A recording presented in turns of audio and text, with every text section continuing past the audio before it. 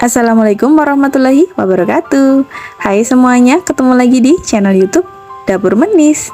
Hari ini itu hari yang cerah ya teman-teman.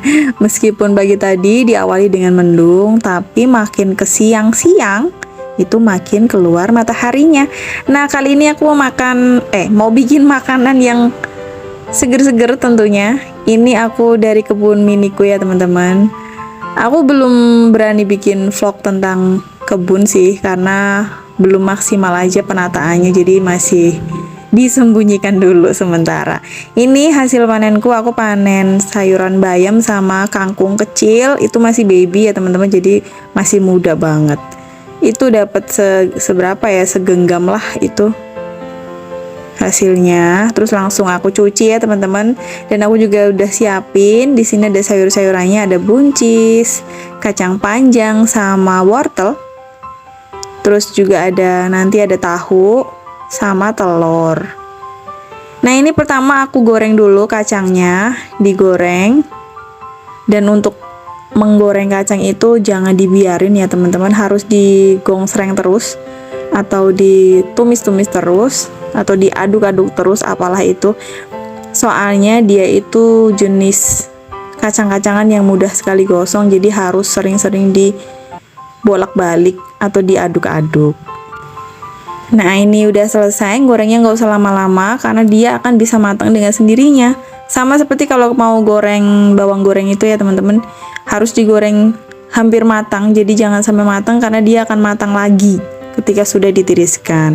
Nah, kalau sudah itu tadi kacangnya aku sisihin dulu sambil dijemur atau didinginkan.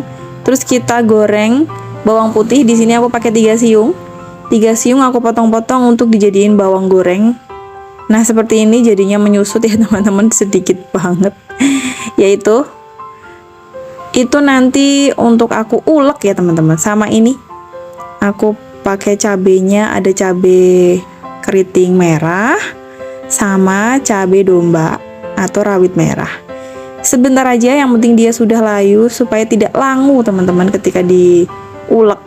Meskipun nanti aku bakal nambahin cabai mentah untuk biar semakin pedas. Dan aku tadi juga sudah ngerebus telur. Aku pakai 3 telur karena aku mau bikin porsinya hanya sedikit, hanya segitu ya teman-teman, untuk serumah aja. Kali ini nggak aku bagi-bagiin, jadi masaknya nggak banyak. Nah, ini direbus dulu sayurannya. Yang direbus yang keras-keras dulu karena ada wortel yang paling keras, jadi aku rebus dulu. Setelah dia sudah mendidih sekian detik, baru kita masukkan buncisnya. Karena buncis sama kacang panjang itu dia lebih cepat lunak kacang panjang, jadi aku masukin buncisnya dulu. Dan juga nggak usah lama-lama teman-teman, sebentar aja.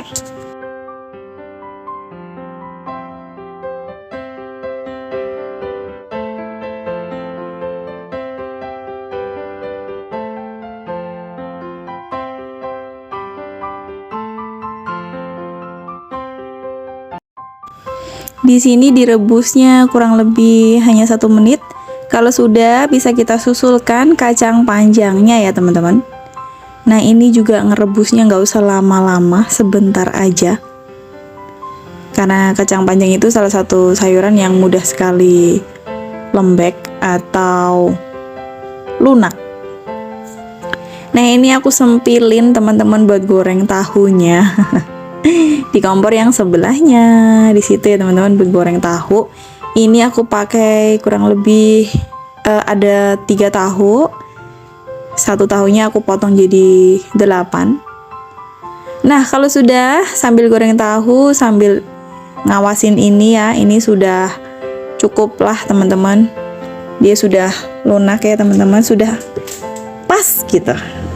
Sudah ditiriskan, kalau sudah dibiarkan dulu, disisihkan dulu, terus kita cemplungin si sayuran bayamnya.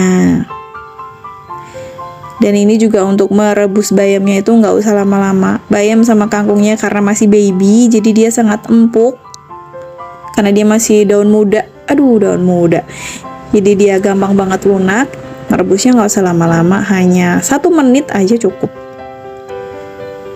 Nah, sudah kelihatan kan teman-teman, warnanya sudah mulai seperti lembek, padahal sebenarnya belum lembek. Ini sudah matang. Tuh jadinya cuma segitu, bayangin aja teman-teman, dikit banget kan. Padahal tadi kayaknya banyak ya, 1 piring. Begitulah, namanya juga sayuran. Dan ini cukup jadi 3 porsi karena targetku mau bikin 3 porsi aja buat serumah. Langsung digoreng, langsung kita haluskan bumbunya. Di sini pakai ada bawang putih yang sudah kita goreng, dan di situ ada cabai-cabean yang sudah kita goreng juga. Tambahkan sedikit garam dan juga gula merah ya teman-teman. Kalau sudah bisa langsung kita ulek atau kita haluskan. Dihaluskan sampai dia halus ya teman-teman. Kalau sudah bisa dimasukkan kacangnya. Kita ulek lagi sampai tangannya pegel.